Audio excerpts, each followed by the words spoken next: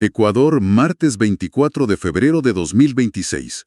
Los temas principales que vamos a tratar hoy son el intrincado sistema de resoluciones electorales, la urgente transformación de la matriz energética frente a la desigualdad social y las normativas prácticas que rigen desde la gestión ambiental hasta el uso del espacio público. Así que, entremos de lleno en el debate. Ok, vamos a desempacar todo esto. La verdad es absolutamente fascinante detenerse a observar cómo funciona realmente la sala de máquinas de un país. Totalmente. Y es que la sociedad, si la analizas a fondo, funciona como un rompecabezas colosal. Exacto. Un rompecabezas donde, generalmente, claro, el debate público se queda con los grandes titulares, pero cuando pones la lupa sobre los detalles operativos, es evidente que el destino de una comunidad entera puede definirse por cuestiones que parecen minúsculas. O sea, desde cómo se pelea la validez de un solo voto hasta los criterios para decidir cuánto cuesta alquilar una cancha de fútbol en un barrio. Así es, porque cada pieza, ya sea un trámite burocrático, la gestión de la basura o la defensa de los derechos humanos, encaja de maneras que a simple vista no vemos. Todo este ecosistema está conectado por burocracia, por reglas y, sorprendentemente, por una profunda carga de humanidad. Y, precisamente, hablando de humanidad y de reglas, resulta imperativo examinar qué pasa cuando la voluntad de la gente tiene que convertirse en matemáticas irrevocables. Pensaba en la intensa actividad que hubo a principios del año 2023 en el Tribunal Contencioso Electoral, el TCE. Claro, el árbitro final de nuestra democracia. Exactamente. En esa época vimos a diferentes fuerzas políticas de todo el espectro llegar a esta instancia, o sea, desde la Alianza Yaguachi I, pasando por la Revolución Ciudadana, hasta la Acción Movilizadora Independiente, todos acudiendo al tribunal con un mismo objetivo: intentar revertir, impugnar o cuestionar los resultados de las urnas. Me imagino que la carga procesal debió ser brutal. Brutal y sumamente compleja. Para comprender, digamos, el nivel de estos litigios, hay que entender la filosofía legal detrás de esto.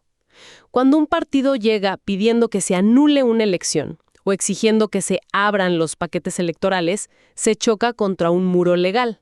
Un muro legal bastante estricto, supongo. Muy estricto. La jurisprudencia opera bajo el principio de que anular o reabrir cajas es la última ratio. O sea, el último recurso posible. Exacto, la última ratio. No es una medida preventiva, ni se concede porque alguien tenga sospechas. Los actos electorales gozan de lo que en derecho llamamos presunción de validez y legitimidad. Pero a ver, pongámonos en los zapatos de quienes nos escuchan. Cualquiera pensaría que, ante la más mínima duda, lo más transparente sería simplemente abrir las cajas y volver a contar cada voto, ¿no? Suena lógico en teoría, sí. Pero jurídicamente, si abres paquetes electorales por cualquier queja, generas un colapso institucional. Esa presunción de validez es la única forma de que un país pueda amanecer al día siguiente de unas elecciones y seguir funcionando. Por lo tanto, el que alega fraude tiene toda la carga de la prueba. O sea, no sirve ir con discursos ni intuiciones. Para nada. Tienes que demostrar el vicio de forma concluyente. Hay que fracturar ese escudo de validez con evidencia irrefutable. Y es ahí, en esa rigurosidad, donde surgen cosas que son de una especificidad asombrosa. Hay un caso buenísimo, lo ocurrido en la parroquia El Morro en Guayas. Un caso clásico de error humano. Totalmente. Resulta que alguien impugnó los resultados basándose en un acta específica, el acta número 55.604. El argumento era que había inconsistencias numéricas y tachones físicos. Y claro, es superhumano. Imagínate a alguien agotado después de 14 horas de estar en una mesa de votación, ¿eh? Anota un número, se equivoca y lo tacha. Y lo verdaderamente revelador de ese caso en El Morro es cómo la maquinaria del Estado procesa ese error. Ante la queja, el Consejo Nacional Electoral aplica un rigor estricto. El primer paso siempre es someter el acta a una verificación matemática pura y dura. Que es una fórmula súper sencilla, ¿verdad? Binaria y objetiva. Revisan si el total de sufragantes es igual a la suma de los votos nulos más los blancos más los válidos. Si la ecuación cuadra, el acta es matemáticamente consistente, por más tachones que tenga. Y en este caso cuadró a la perfección. Pero aquí viene mi parte favorita de este análisis a fondo. porque la cosa no quedó en la suma. En esa misma acta había una discrepancia caligráfica. Por el tachón, el número no se entendía bien, pero en el espacio para las letras, la persona había escrito a mano, 331. Escrito exactamente así, 300. Sí, omitiendo la letra S al final, 300 en lugar de 300. Un error ortográfico evidente. Y ese detalle detonó todo un debate sobre qué vale más, los números confusos o las letras mal escritas. Y la ley tiene una regla de oro inamovible para eso. Ante cualquier diferencia entre números y letras, la prioridad legal siempre se le da a lo escrito en letras. Incluso con faltas de ortografía. Incluso así. Y fíjate que esto tiene una base en la psicología cognitiva. Trazar un número, un 3 o un 1, es un acto mecánico. Si estás cansado, tu mano se resbala y pones un número que no es. Pero redactar la palabra completa requiere intencionalidad deliberada. Es un reflejo mucho más fiel de la intención humana. La falta de ortografía no anula para nada esa intención. Es fascinante, porque el sistema perdona el error humano en la mesa para proteger la intención real. Pero, por otro lado, si miras las etapas judiciales más arriba, esa flexibilidad desaparece por completo. Pienso en el caso de un candidato en Cotopaxi. Ah, sí, cuando los recursos son extemporáneos. Exacto. Su recurso legal fue rechazado de plano por una sola palabra. Extemporáneo. Es que en el derecho procesal, el tiempo es un dictador. Las normativas te dan un plazo específico, medido en días y horas exactas. Si ingresas un reclamo un minuto después del cierre, Para el sistema, simplemente no existe. no existe. Es el principio de preclusión. Si fueras flexible con los tiempos, el calendario democrático se desmorona y nadie se posesionaría nunca. Así que el Estado tolera el tachón del ciudadano común, pero le exige perfección milimétrica a los actores políticos. Qué gran contraste. Y esa misma estructura estatal, capaz de proteger el peso de un voto individual o la estabilidad de un calendario, es la que necesitamos para problemas mucho más grandes, pasando de lo micro a lo macro, ¿eh? Hablemos del desarrollo social, porque los derechos de la gente no se sostienen solo el día de las elecciones. Definitivamente no. El ejercicio de los derechos humanos está condicionado por la infraestructura. Y hoy en día, el pilar más crítico es la matriz energética. Totalmente. Para que la audiencia dimensione este problema en América Latina y el Caribe, las estadísticas son alarmantes. Estamos hablando de 17 millones de personas sin acceso a la electricidad. 17 millones. Y 75 millones de personas que no tienen tecnologías limpias para cocinar. Y esto no es solo un tema de comodidad, esto perpetúa la pobreza. Las personas terminan dependiendo de la leña o el carbón dentro de sus casas, lo cual destruye la salud respiratoria. Y esta carga suele caer directamente sobre mujeres y niñas, limitando su desarrollo económico. Y a esto súmale que la pandemia profundizó todas estas asimetrías. La pandemia y luego la volatilidad de los precios de los combustibles fósiles por la guerra en Ucrania. Un conflicto al otro lado del mundo encarece el costo de vida y el gas doméstico de las poblaciones más vulnerables aquí. Exacto. Y ahí es donde Ecuador tiene una ventaja enorme frente a otros países que dependen de importar hidrocarburos. La capacidad instalada que hay para transformar la matriz energética hacia fuentes renovables es monumental. Tenemos cuencas hídricas, biomasa, capacidad eólica, solar, biogás. Si conectamos esto con el panorama general, transformar la matriz no es solo un tema de ingeniería, es desarrollo social. El Grupo de las Naciones Unidas para el Desarrollo Sostenible planteó en 2023 que el enfoque de derechos humanos no significa dar caridad, significa corregir desigualdades estructurales. O sea, llevar electricidad renovable a una zona rural no es el Estado siendo condescendiente. No, es nivelar la cancha. Es garantizar que esa comunidad pueda usar tecnología para su agricultura o que los jóvenes puedan estudiar de noche.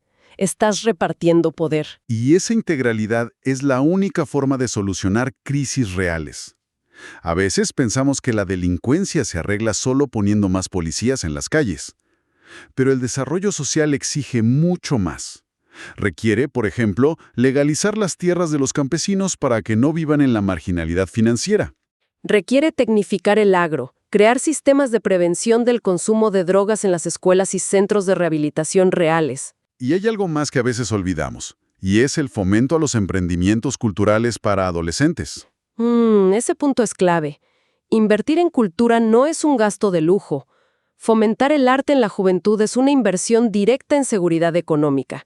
Si integras a los adolescentes a circuitos culturales, los estás blindando contra las redes de economías ilícitas. Es increíble ver cómo el diseño de una gran represa hidroeléctrica y un taller de arte para jóvenes terminan siendo herramientas de la misma política de Estado. Pero bueno, para que todo esto aterrice en la realidad, alguien tiene que operar los engranajes todos los días. Y esa es la burocracia. El servidor público, el motor del Estado. Tal cual. Según el artículo 229 de la Constitución, servidor público es toda persona que preste servicios o ejerza un cargo en el sector público, y sus derechos son irrenunciables. Pero gestionar ese talento humano a nivel de país requiere una microgestión exhaustiva. Por darte un ejemplo de este engranaje cotidiano, hubo un caso administrativo en enero de 2026 dentro del sistema penitenciario, el SNAI. Ajá. Consistía en coordinar, entre varias direcciones, un simple cambio de denominación de la Subdirección de Medidas Cautelares, Ejecución de Penas y Medidas Socioeducativas. Suena a un papeleo infernal por un simple nombre. Suene aburrido, pero en la administración pública regida por la legalidad, si el nombre de una dependencia no coincide milimétricamente en los estatutos, todo se paraliza. Ese trámite de cambio de denominación es el requisito legal indispensable para poder asignar presupuesto y dotar a esa área de servidores administrativos y guardias de seguridad. Claro. Sin el código correcto, el sistema informático simplemente no te deja contratar a nadie. Exactamente. La burocracia técnica previene la discrecionalidad con el dinero de todos. Y si la gestión del personal requiere ese nivel de orden, ni te digo la gestión física de lo que desechamos todos los días, ¿qué hacemos con la basura? Es otra normativa práctica vital. El sistema nos marca 4 tipos principales de celdas de disposición final, que se diseñan después de un proceso técnico llamado caracterización de residuos, para saber exactamente qué riesgos químicos estamos manejando. Y la primera, la más común, es la celda de relleno sanitario, que no es hacer un hueco y ya, es compactar los desechos en capas hiperprensadas para controlar los lixiviados, que son esos líquidos tóxicos de la basura, y así evitar que lleguen al agua subterránea. Luego tienes la celda de incineración, donde la lógica cambia totalmente. Ahí buscas quemar los desechos para quitarles la peligrosidad química o biológica. Y claro, requiere tratar los gases para no contaminar el aire. Después está la celda de confinamiento, que suena casi a película de ciencia ficción. Son entierros profundos totalmente aislados de la intemperie, para residuos muy peligrosos. Y finalmente, la normativa exige prever lo inesperado con las celdas emergentes. Que son temporales, ¿no? Son de contingencia operativa. Se crean rápidamente para manejar volúmenes masivos de escombros por desastres naturales o para contener desechos biológicos si hay una emergencia sanitaria declarada. Evitan que el sistema colapse. Todo está normado para proteger a la gente. Y hablando de normativas y de proteger a la gente, quiero aterrizar en el uso del espacio público. Algo tan cotidiano como alquilar una cancha deportiva. Un gran ejemplo de política en la vida diaria. Total. Las reglas te dicen que si alguien privado quiere organizar un campeonato exclusivo, la tarifa es de $20 la hora y le ponen un límite máximo de 8 horas para que nadie acapare la cancha. Se cobra para mantener la infraestructura, por supuesto. Claro, pero aquí viene el gran detalle de este debate. Ese cobro de $20 se elimina por completo, garantizando el 100% de gratuidad cuando se trata de grupos prioritarios. O sea, atención gratuita para adultos mayores y personas con discapacidades físicas. Y aquí está el gran ajá de hoy. Volvemos al punto de inicio. Esa exención tarifaria es el enfoque de derechos humanos operando en la práctica. El Estado interviene, elimina una barrera económica y le asegura en derecho a la salud física a grupos históricamente vulnerados. Es una maravilla de diseño social. Bueno, haciendo un resumen de todo lo que hemos abordado hoy. Hemos navegado desde cómo una palabra escrita a mano logra triunfar sobre unos números confusos en una urna electoral. Pasamos por la necesidad urgente de transformar la energía y usar la cultura contra la desigualdad, hasta llegar al diseño de celdas para emergencias sanitarias y cómo el alquiler de una simple cancha revela la política de un país. porque detrás de cada tachón perdonado en un acta electoral y detrás de cada dólar que no se le cobra a un adulto mayor en una cancha pública, hay un intento estructurado, metódico, de mantener el equilibrio y la justicia en nuestra sociedad. Todo está conectado. Totalmente conectado. Hoy vimos que, por ley, una palabra escrita a mano vale más que un número en un acta electoral, porque priorizamos la intención humana sobre el simple cálculo. Pero a medida que avanzamos hacia sistemas automatizados e inteligencia artificial para gestionar nuestra energía, nuestros desechos y nuestra burocracia, queda una pregunta flotando en el aire para todos los que nos escuchan. ¿Cómo vamos a lograr programar ese sentido común humano, esa capacidad de entender un tachón o de perdonar una tarifa por empatía, dentro de un algoritmo ciego? Es algo para pensar.